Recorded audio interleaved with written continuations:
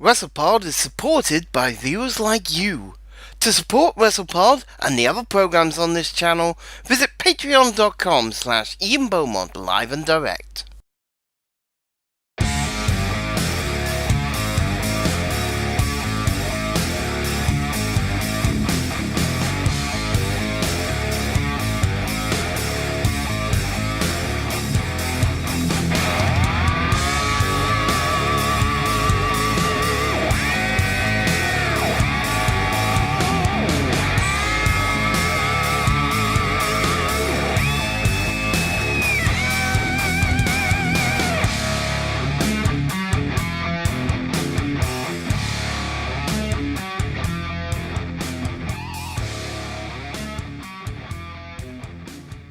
From Ian Beaumont, live and direct, this is WrestlePod. Welcome along. I'm Ian Beaumont. Good to be with you again, finally. Talking, amongst other things, Money in the Bank. We're going to be talking NXT Takeover. And we're going to be talking some of the news that has broken this week. So, let us start with our reviews of NXT Takeover Chicago, which happened this past Saturday. Chicago 2, I should say. Happened this past Saturday at the Allstate Arena in Rosemont, Chicago, Illinois. And I gotta say, was quite the great little event. No Mauro Ranallo on commentary. He was on assignment for Showtime. So we have Vic Joseph, Nigel McGuinness, and Percy Watson. And Vic did okay. He did fine. He wasn't particularly great, but he wasn't particularly bad either. He was good. So I was happy with that.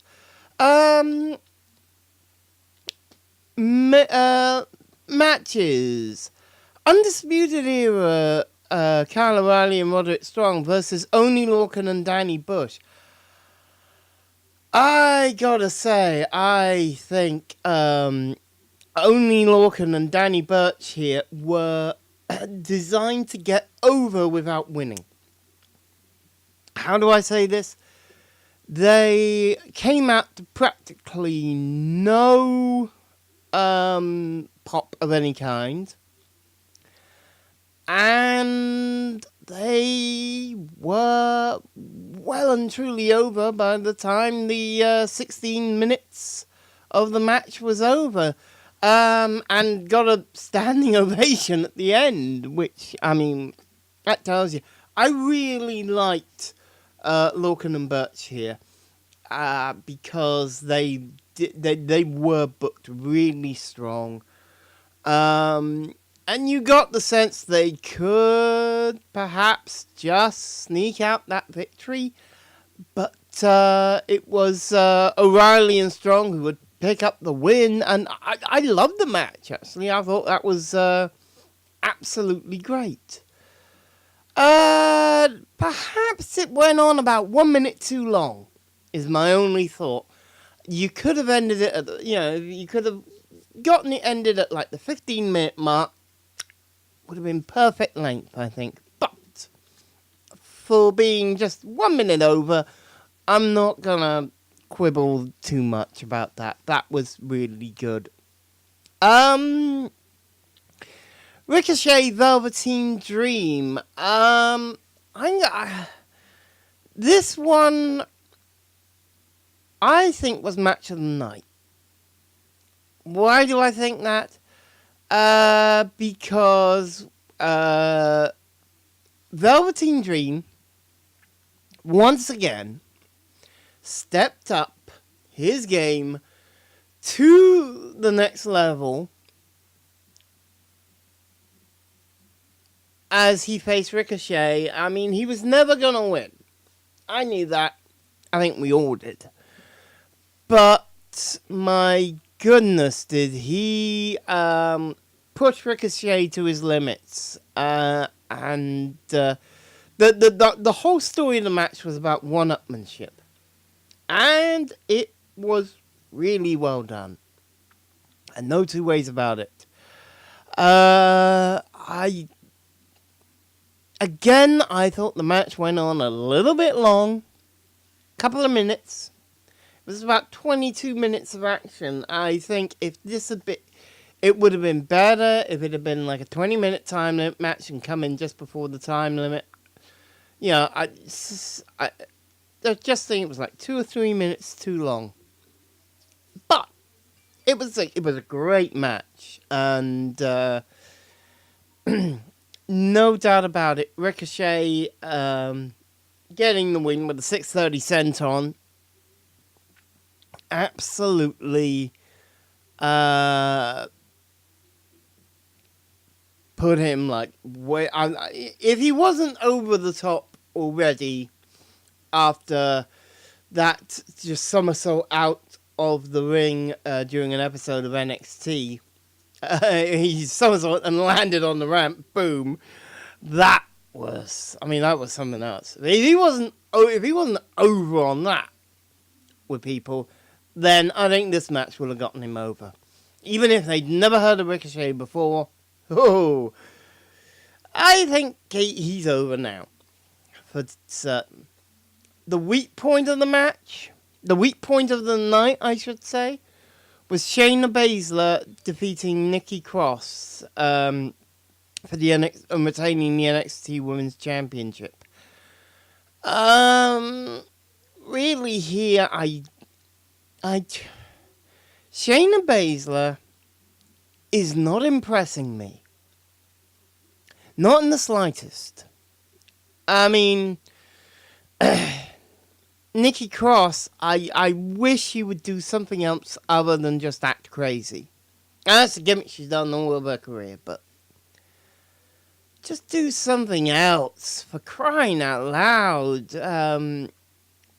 Repackage on her. I mean it. I mean, it was an okay match, but that's all it was. It was okay.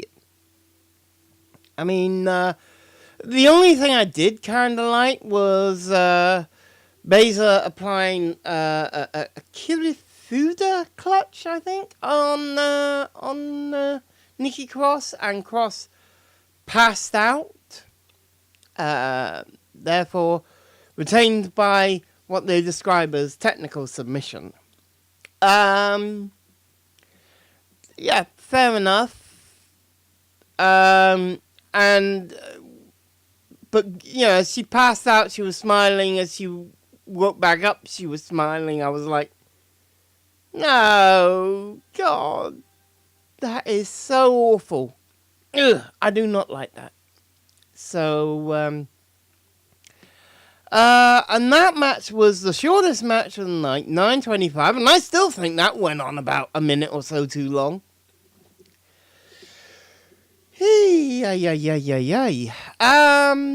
Aleister Black, Lars Sullivan. This is about the only one I didn't think went on too long. And I know Triple H is really over on Lars Sullivan. He's been pushing him to the hilt. He's a good big man. He's only good. He certainly. I didn't think Lars should have been in this title match. His performance, though, kind of impressed me, and to say, okay, yeah, perhaps he should have been. But there was one big botch. I'm not sure who was to blame. I don't particularly care. An attempt to a black mass was whiffed, and Sullivan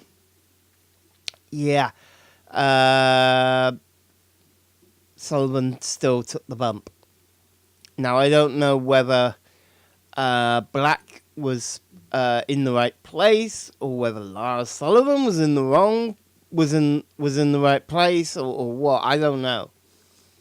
But In the end, two black masses that did connect on Sullivan after countering a freak accident.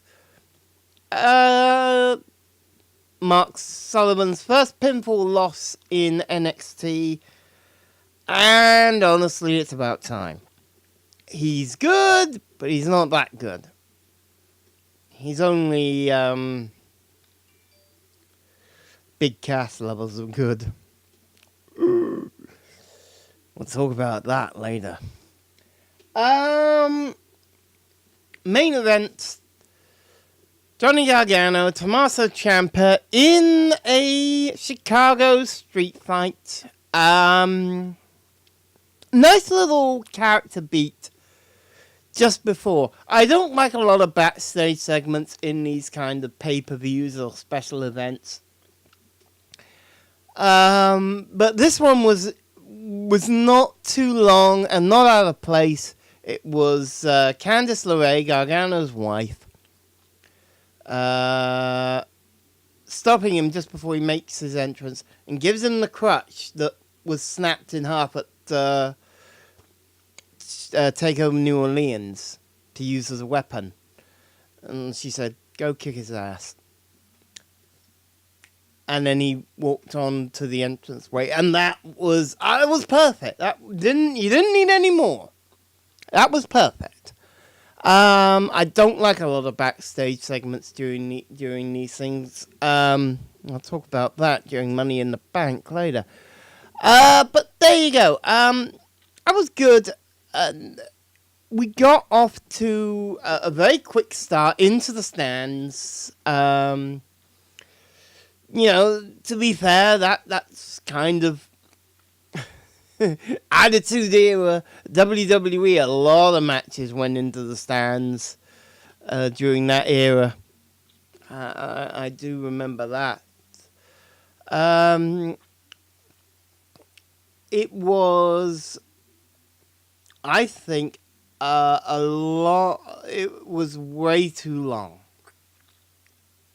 You could have shaved 10 minutes off this, and I think it would have been okay. It just went on way, way, way too long. And I was getting a bit kind of out of it by the end. I wasn't totally out of it, but I was kind of, just get it over with. At a couple of points late on in the match. So,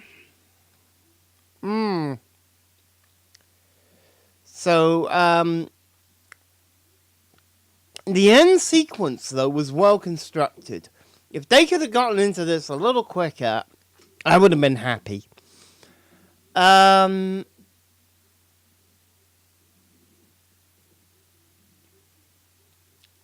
So, Ciampa took Gargano up the ramp from the ring, up to the stage area, into the LED wall, reminiscent of last year's Takeover Chicago.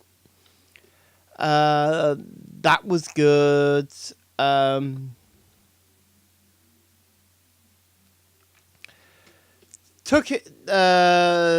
He then took Ciampa took Gargano to a production crate, was setting up for something, took off the ring that was on Gargano's finger, which was supposed to be a wedding band, spat on it, threw the ring into the crowd. Gargano then countered, performed an air raid crash off that crate through two tables, and then medical personnel, sort of come out because it looks like they're going to call the match here, and Gargano is effectively going to win by Ciampa not being able to compete.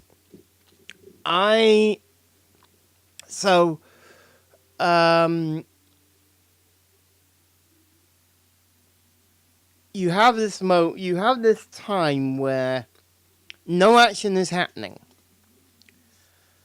And Ciampa is being put on this stretcher, and Gargano's just sitting there looking at him, watching him. And as they're leading him away, Gargano suddenly realizes something is missing from his hand, and he looks for where the ring should be on his finger, and it's not there. And he realizes what's happened. And then he proceeds to go completely insane. Attacks the doctor, throws him into the referee, attacks Ciampa, handcuffs Ciampa at one point, performs a ton of super kicks on him whilst Ciampa was kneeling. Applied the Gargano escape twice. More officials finally forced them apart. Drives them away. Some of the officials undo the handcuffs on Ciampa. Gargano then eventually gets away from them, comes back around. Ciampa performs an elevated DDT even, onto exposed floorboards in the ring that he had exposed like about halfway through the fight. The referee was like, "What do you want me to do? Count! 1, 2, 3. There you go." So yeah, that was how that went down. Honestly, I'm gonna say,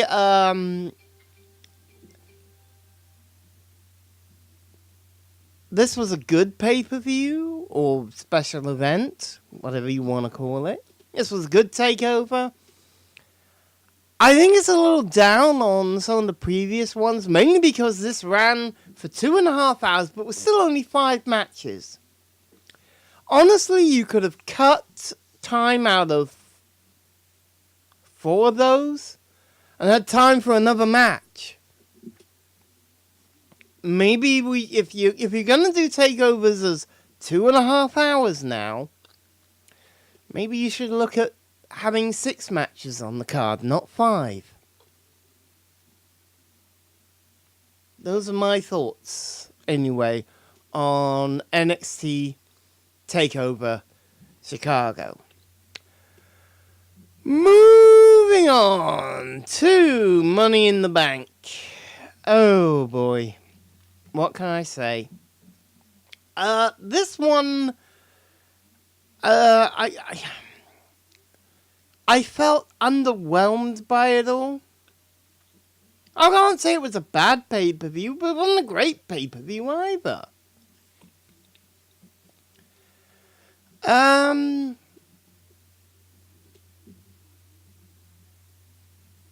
You know, 11 matches and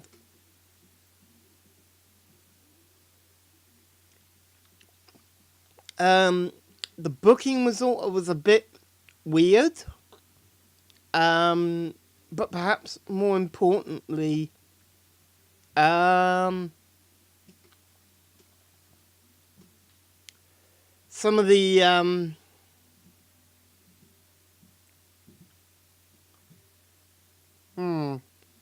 some of the decisions here, I have real problems with.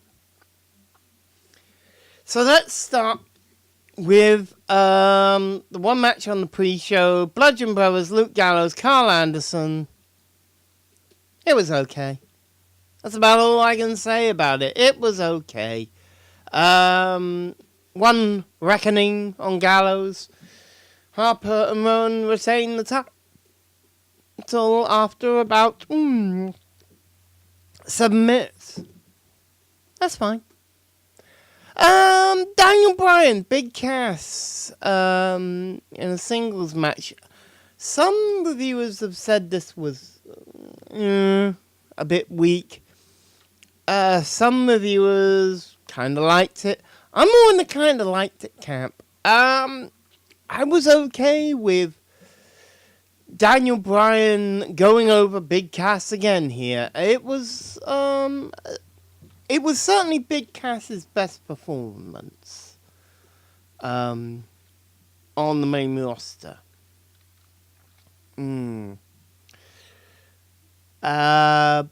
But there was never any surprise in Daniel Bryan going over here, and to be honest, there shouldn't have been. This should always have been a straight up, 2 wins. Cass moves on, Daniel Bryan moves on.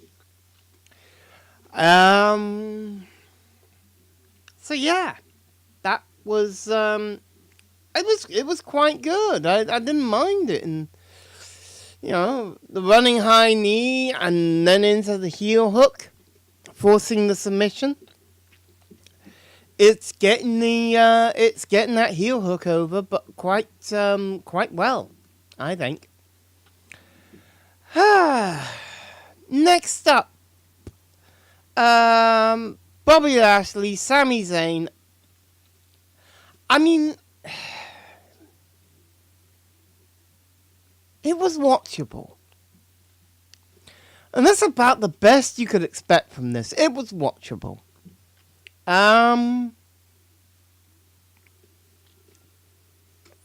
Zayn obviously trying to stay out of Lashley's reach. He sort of hit and run. Couldn't do it forever. The match only lasted about 6.5 minutes. And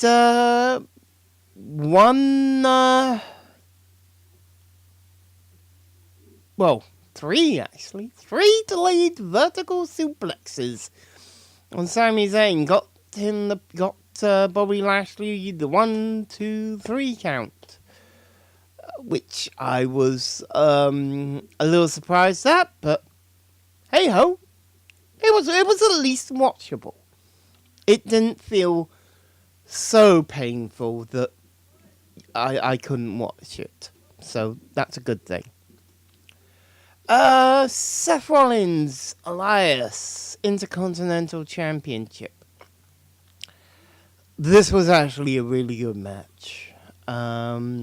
I had no problems with this match. Elias actually kind of shone here in a way he hasn't really done, I think, a lot on Monday Night Raw so far. Everything he's gotten over has been his music and his promos. Him fighting up to this point has been, He really impressed here against Seth Rollins. That was a hell of a match. Seth Rollins, and this little beat has been picked up quite a bit. The fact that Seth Rollins hooked the belt on Elias's trousers for the win. A little slip back into, sort of old authority habits. And you thought, well, if I've got to beat Elias, I got to cheat. So, maybe a nice count to beat there. But that depends on what happens further down the line. But we will see.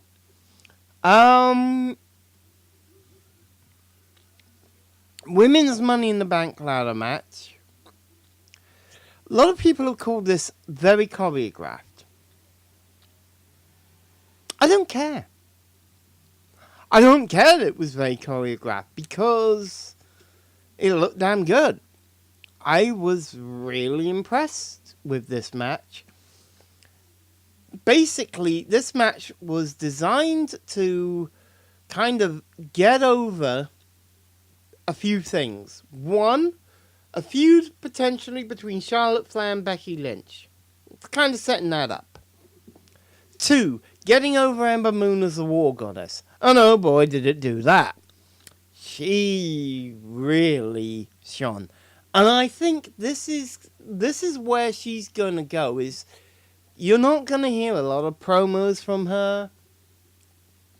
I think most of her is going to be in-ring action. Most of what she does is in-ring action. If she says anything, it's going to be short, and it's going to be to the point. I don't see her doing long, rambling promos. I don't think that's going to be a character. So, in that sense, Ember Moon as the War Goddess, yep, she's over. The other thing it tried to do was actually to give Lana some nice moments and beats and make her feel like a bit of a threat. And I think it succeeded there.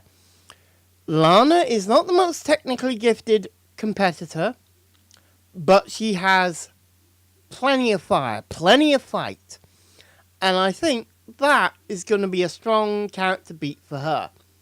She's very very kind of brawler, female brawler. We don't see that a lot, but that's what she is. She's going to be kind of brawler and not do a lot of technicals, but punches, strikes, brawl sort of thing. I like that beat. And there was one or two signs of a bit of viciousness in there. So yeah, I was kind of okay with that. And everybody else played their role very well. Natalia did hit one odd kind of slightly heelish beat. Because considering she's been a babyface for, the past couple of months, that was a little odd. But besides that,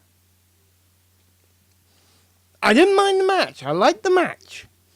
The only thing I had a problem with was the result. Alexa Bliss winning.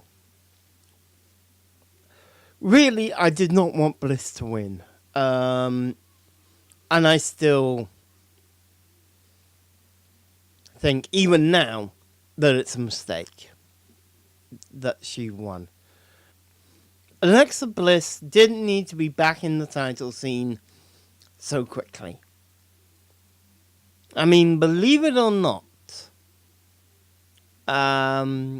whichever brand she's been on every pay-per-view for it's over a year now, as either champion or challenger for that particular brand's women's championship. I think first it was SmackDown, then it was Raw.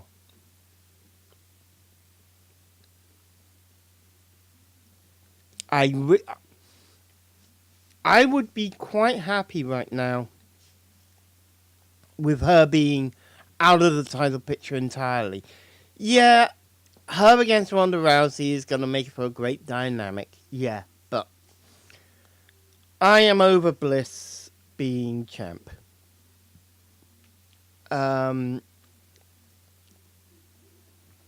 She has Michael Cole heat with me now.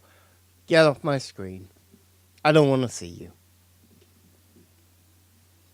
That's how much I don't want her in this role. She has legitimate Michael Cole heat.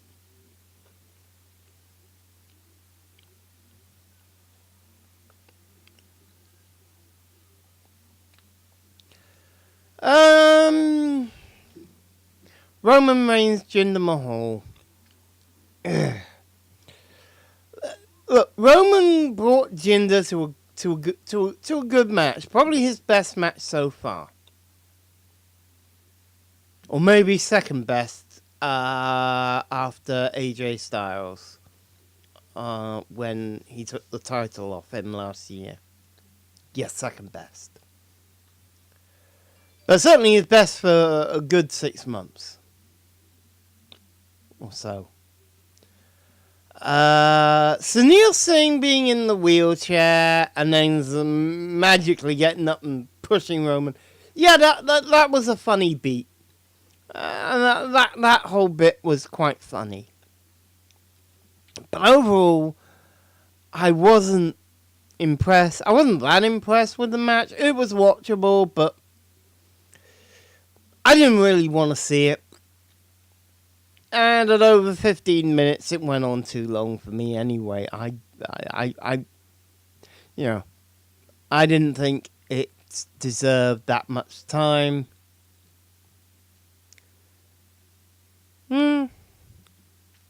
It just didn't. It wasn't over with me at all. I would have been happy not to have this match on the pay-per-view at all. It felt like a Raw main event. And let's be honest, wasn't much better than a Raw main event. Yeah. So, yeah, my kind of thoughts on that. I mean, Roman winning was, it's like, it used to be, lol, Cena wins. Now it's like, lol, Reigns wins. Reigns wins all these matches that are super important, and yet all the unimportant ones, the ones that don't really matter, on Raw, he will tend to lose now because they just want to hide the fact they're pushing him, and they still don't know how he's not gotten over. He's not gotten over because you pushed him too hard. Carmella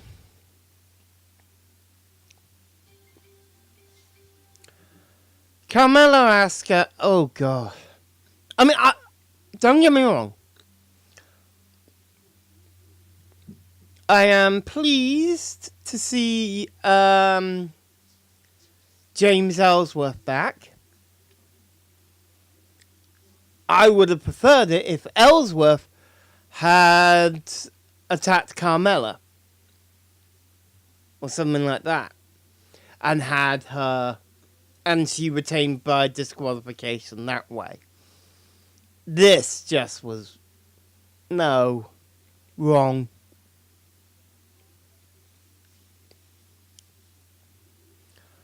A person masquerading as Asuka suddenly appears on the ring apron. Asuka's like, huh? It's like she's seen a ghost. It's completely the wrong reaction. Takes the mask off, revealing it to be James Ellsworth. Carmella does the princess kick on Asuka to retain the title. 1, 2, 3. No, I do not like that. I mean, as I said, I would have preferred setting up Ellsworth attacking Carmella for the way he had been treated by her towards the end of their relationship the last time. I would have preferred that. It would have made more sense. But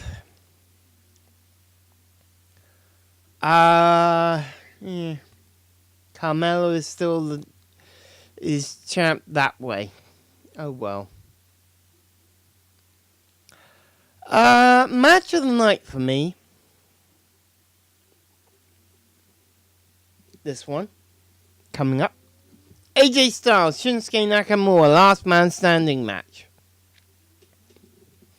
I can't say I was overly invested in it. Mainly because this one's been kind of run into the ground for so long.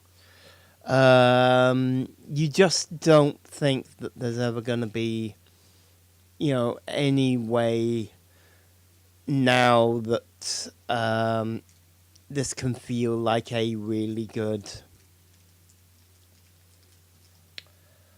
or even kind of appropriate. It doesn't look like it will ever be appropriate to put Shinsuke Nakamura back in the title picture. especially after this. It was a good half hour. So they gave it the time. I loved the Kinshasa that Nakamura had Styles on the German announce table. Then he picks up the little lips that you see on the English and the Spanish announce tables. He runs across those tables and delivers a Kinshasa to Styles. That was good. I really like that spot. Styles stands up on a 9 count there and was quite good in this match. Another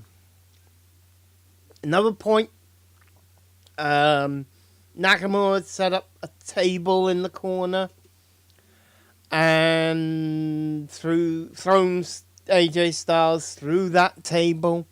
Again, 9 counts. There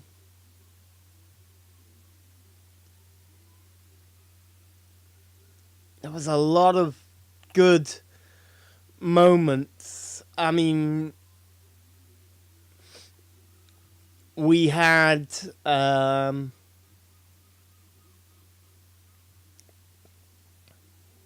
oh god, there was some humongously great moments. Of course, Styles striking Nakamura with a chair, only to have Nakamura retaliate with what is now becoming known by a few different names. Not just the low blow anymore. It's now either, if it's Nakamura, it's now either the Pinshasa or the Phenomenal Ball Arm.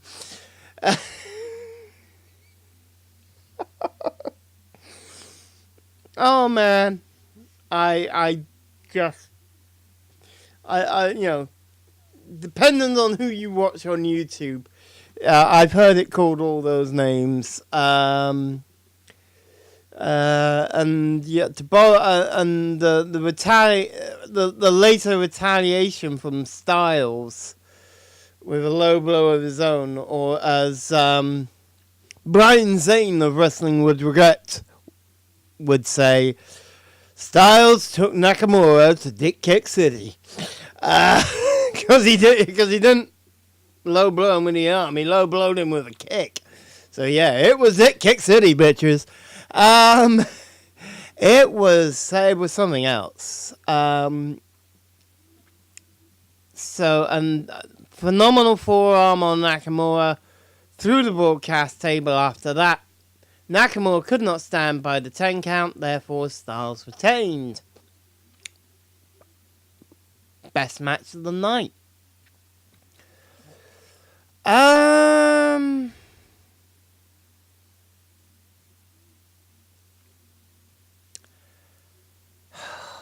Nia Jax, Ronda Rousey. Look, I am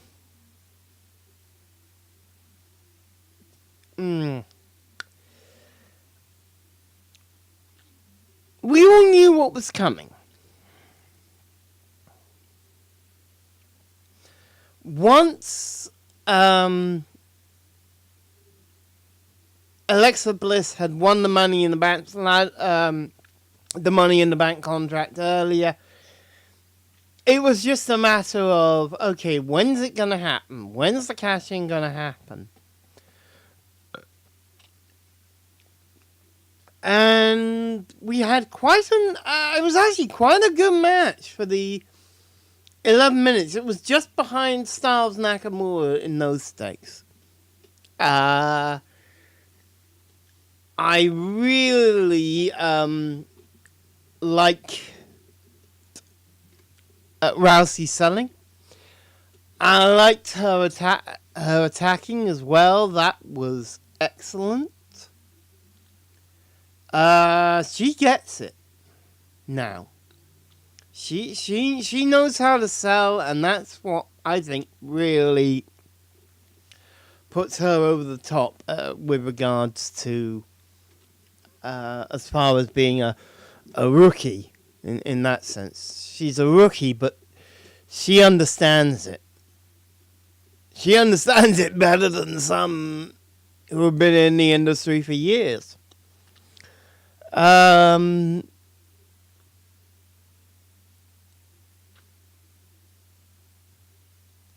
Just as Rousey was applying the armbar on Nia Jax, Alexa Bliss comes in and attacks Ronda Rousey with her Money in the Bank briefcase. Now, that beat I kind of liked. I thought, okay, that's a way to end the match without, it's like, yeah, Rousey technically wins by disqualification. Nia doesn't lose the title, though.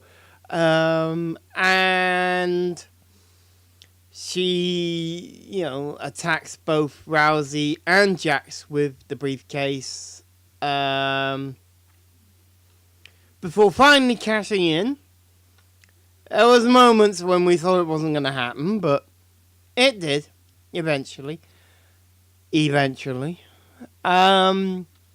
DDT, Twisted Bliss, and your new Raw Women's Champion is Alexa Bliss.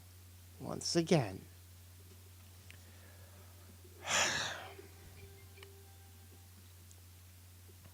Knew it was coming. Still didn't like it. Braun Strowman, Bobby Roode, Finn Balor, Kevin Owens, Kofi Kingston. Bit of a surprise that. Wasn't expecting it to be Kofi. Rusev, Samoa Joe, and The Miz for the men's Money in the Bank ladder match. Whoo, boy. What can I say here?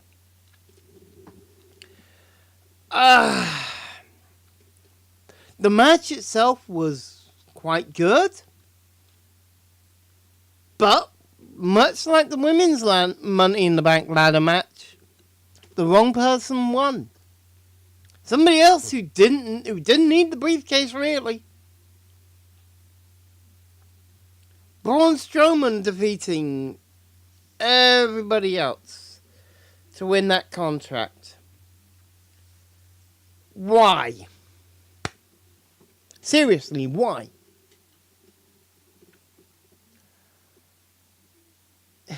Brock Lesnar is never there to defend the damn belt.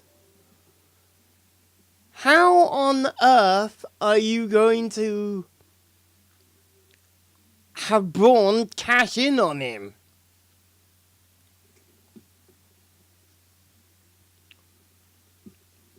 Seriously, it made no sense. It still makes no sense. Even the next night on Raw, Braun really didn't say anything when he really should have. He should have. The angle they should have been building up to here is if to say, Brock Lesnar, I want you at SummerSlam. That's where I will cash in my Money in the Bank contract on you. And you can't turn this down. You have to be there. Sort of thing. I would have gone, okay, that's worth it. You're laying it out to Brock Lesnar. And I would have totally gone with that. They could still do that, but the longer they wait, the less interested in it I'm going to be. Because, frankly, what can I say? The spots in the match were great. Don't get me wrong. Most of the moments in the match, even the ones with Braun, were really good. Even Braun throwing Kevin Owens off the top of that ridiculously high ladder. Oh my God! I was half expecting a JR type go, oh my God, I swear as God is my witness, he is dead. Yeah, sort of thing, yeah. Vaguely reminiscent, that spot kind of reminded me a little bit of that fall off the Hell in the Cell that Mankind took in 1998. You know, I can't. I think the call was something like, you know, with God and my witness, I swear he is broken in half. I thought Kevin Owens was in the same boat there. Other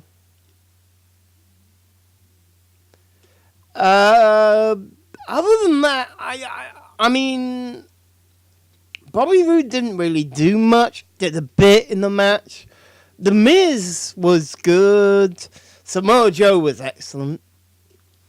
Rusev did quite well. Kevin Owens had some good moments. Liked his character beats. It wasn't outright heelish, but at the same time, it was kind of heel based. It was like, we gotta protect ourselves. Get him. And everybody, it was like, this. Finn Balor had some good moments. Nobody, other than Bobby Roode, nobody really looked like they didn't belong there. And I know Bobby Roode belongs there, but he really didn't do that much in the match to kind of... Much as it pains me, he seemed like the weakest superstar in the match. And I know he's not. Ugh, dear me. Dear me.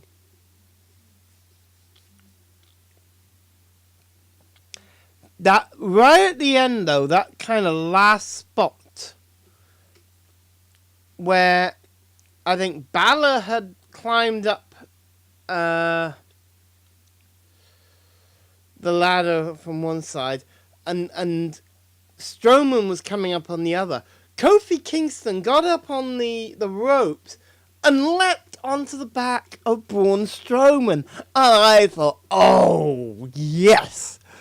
Excellent strategy. It almost worked too, to be fair.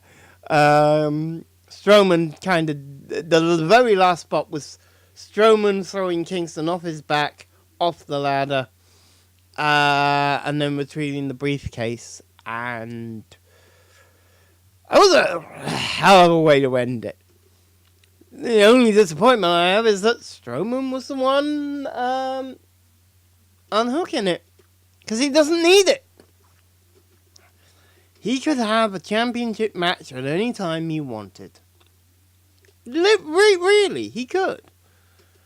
He is so over at the moment, he could have that championship match so easily.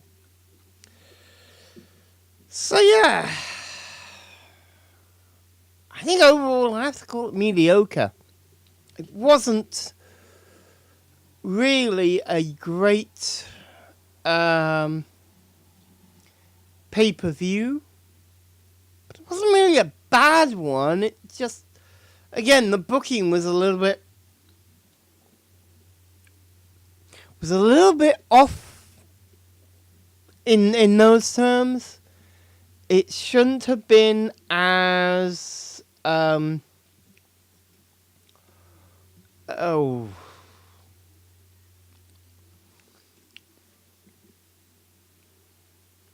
shouldn't have been as lazy as it was.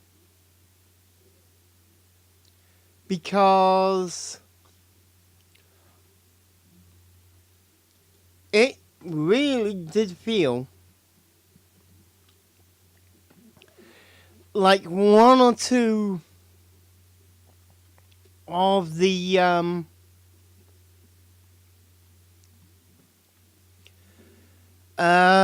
what's it called? One or two of the matches were really booked lazily in terms of who won. In terms of the match production, they stepped it up a notch from Backlash. But damn, I really didn't think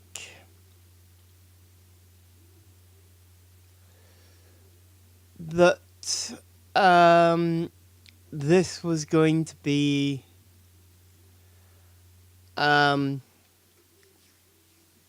quite so lazily booked. Going back to the Alexa Bliss well. Going back to the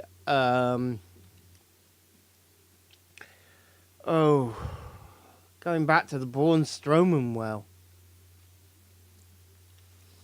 And I know some people said, I have concerns as well about Nakamura being,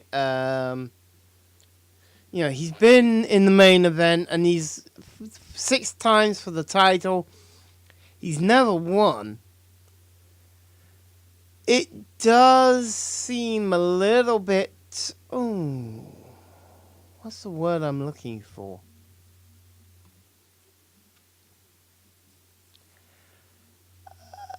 A little bit weak. A little bit lacking in confidence. I really don't think that these sorts of matches, that this sort of, that this booking, really, okay, we got a bit of a surprise in Dolph Ziggler winning the Intercontinental title the next night on Raw. That was really surprising. And you know what? I liked it. I have no problem with that at all.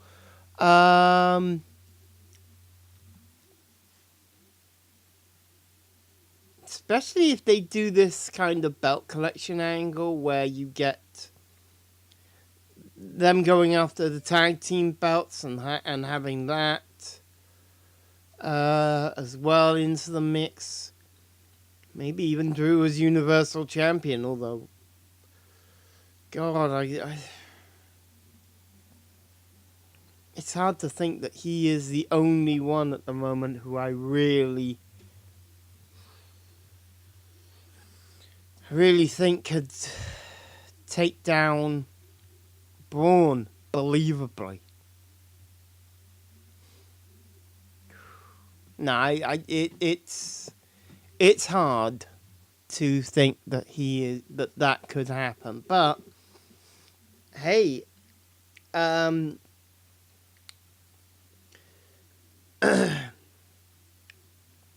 Seth Rollins has invoked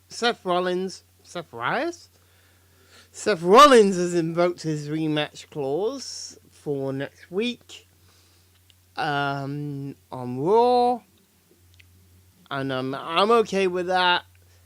Might be a chance to set up things for what's it called? SummerSlam. Eventually.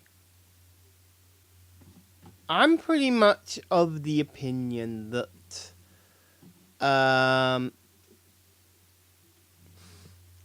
the whole thing of at the moment you've got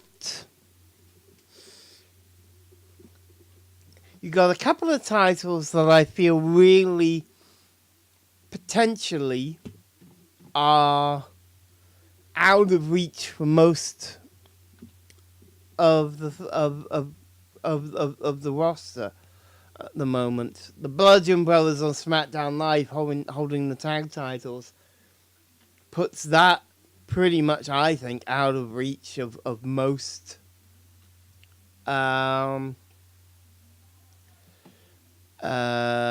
what's it called? Most tag teams there.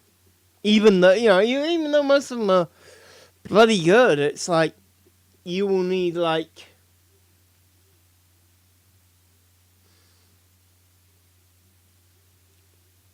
a complete. You will need like five. You need like everybody in the division to take them on. And my feeling on that is just no. It really, we really shouldn't be having this situation with what's it called, with the Bludgeon Brothers feeling so undefeatable. The same problem exists with the Universal Championship right now, and I really feel that that is a bigger problem, because the Universal Championship being on Brock Lesnar, and if Braun Strowman takes it off him, even though it's going to be there week to week, I don't know if anybody other than Drew, maybe, and even that's dubious, could legitimately be seen to take it off him. They've overbooked him so much that you just don't know that it's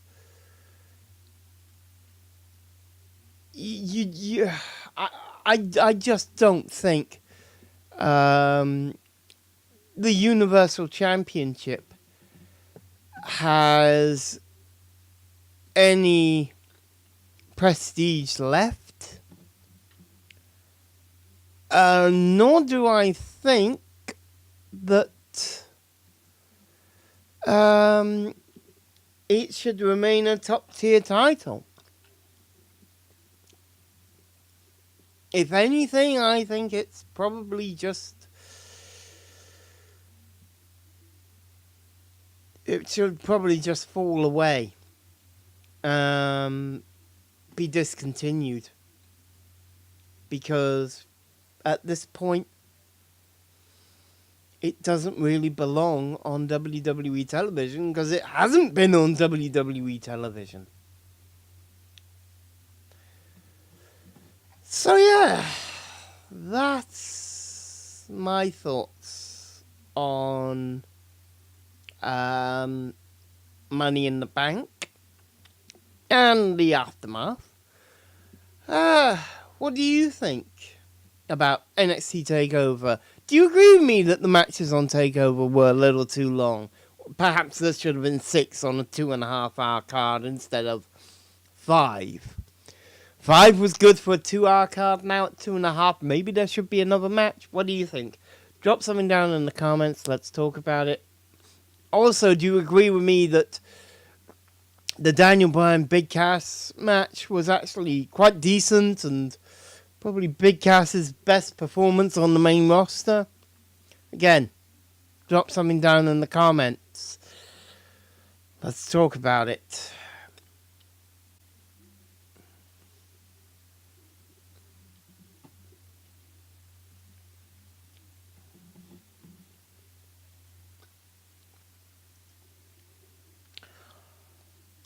Okay, well, this week there's been a lot of news, and it's been weird for weeks now. I haven't really felt like there's been a lot of news for me to talk about on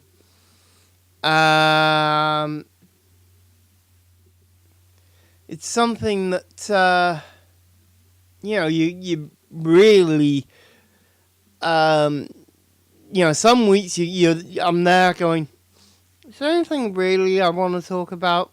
And I've struggled legitimately. This week I've been let's just say over. I mean, what can I say? Okay, let's get into the stories that I think are making news this week. Big story for me, biggest one of the bunch. NXT UK. NXT UK has been announced We've got 2 new titles announced as well. 2 new championships. We are just a month away from the first tapings. Just over a month away, I should say, from the first tapings happening. You will for this new NXT UK, you will have, of course, the WWE UK Championship. Plus, you will have 2 new championships, the WWE UK Women's Championship and the WWE UK Tag Team Championship. They will all be on the line. Tapings have been announced for July 28th and 29th at the Corn Exchange in Cambridge. August 25th and 26th as part of Insomnia, the UK's biggest gaming festival, at the NEC, the National Exhibition Centre in Birmingham.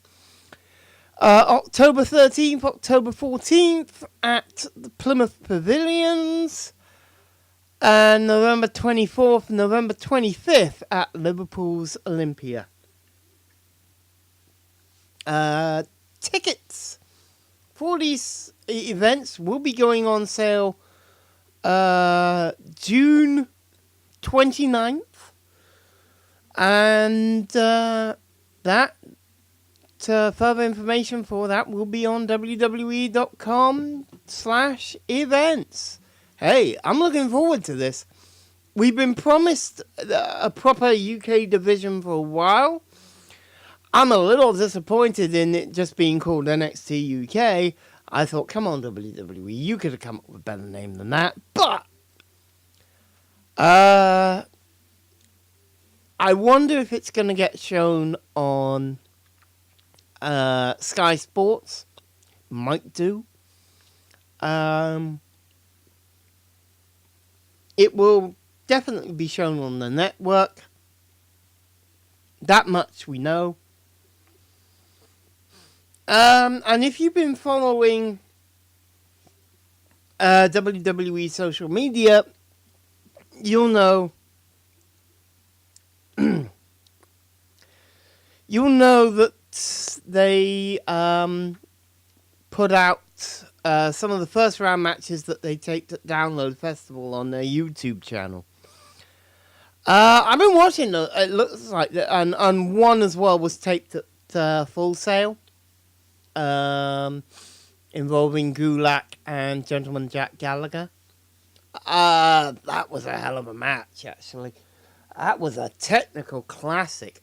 I haven't seen technical wrestling that good since the glory days of World of Sport Wrestling back in the 70s and 80s. But that was a technical masterpiece. Drew Gulak really impressed me in that. But I'm glad Gentleman Jack Gallagher got the win there. That was good. So yes, NXT UK is going to be happening. Yay! I'm really happy for it. I'm really happy to see it too. Something I will probably be following quite heavily. Some other news that rather shocked us this week was WWE announcing the release of Big Cass, also known as William Morrissey. That surprised the hell out of me. I did not see that coming at all.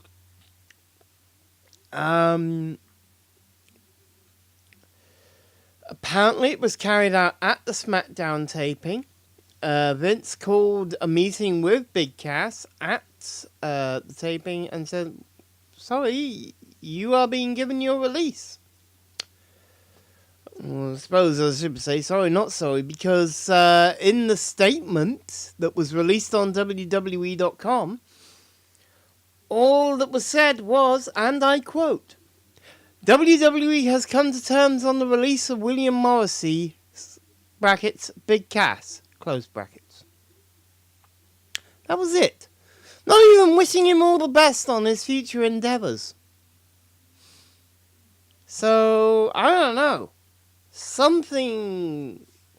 I have a feeling something happened, and we haven't heard yet a whole lot about this, but there's been a lot of heat on Cass for, amongst other things, that segment on SmackDown where he did a beatdown on the little guy dressed as Daniel Bryan, even though he'd been told not to, just to do the big boot. Going off script, going into business for himself. That would be, that was one thing. There was also an incident on the European tour where he was, drunk most of the time, apparently. There were a number of these sorts of events that happened that just build the heat up to the point that they've said, well, we're not able to do business with this guy anymore, and so they released him. Kind of weird, as so many people have pointed out already on YouTube. I gotta agree with them. It is kind of weird that out of the three who were in NXT, Enzo, Carmella, and Colin Cassidy, as he was at the time, that Carmella would be the only one left. Oh well.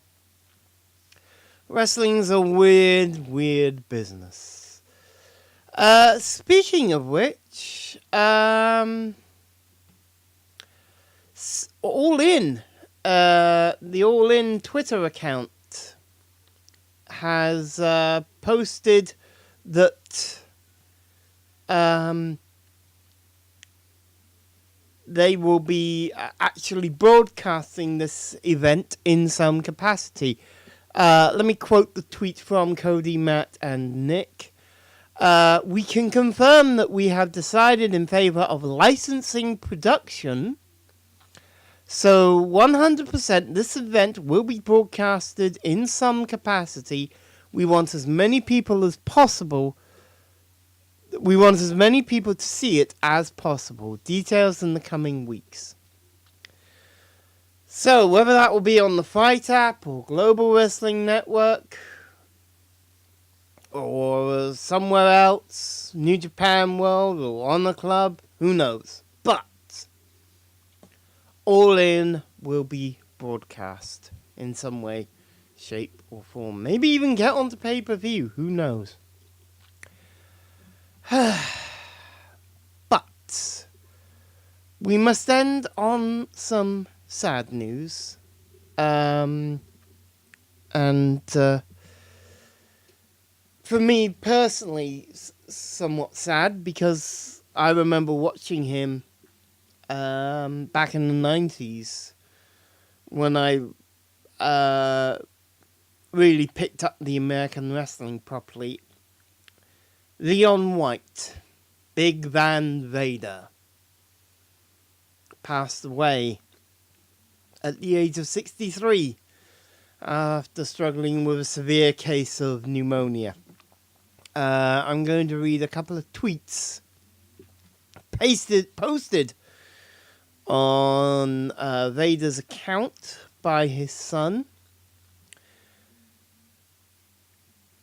It is with a heavy heart to inform everyone that my father, Leon White, passed away on Monday night at approximately 7:25 p.m. Around a month ago, my father was diagnosed with a severe case of pneumonia. He fought extremely hard and clinically was making progress. Unfortunately, on Monday night, his heart had enough and it was his time. Unsurprisingly, I would like to extend my deepest condolences to the family and friends of Leon White, the man they call Big Van Vader. And just say, rest in peace, big man. One of the best big men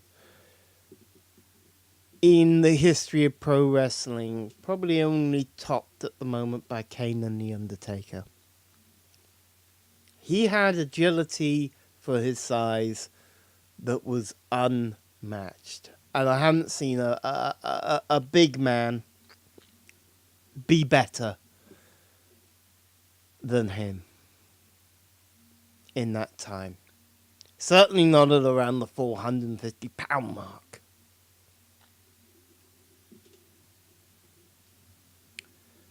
So yes, rest in peace, Vader.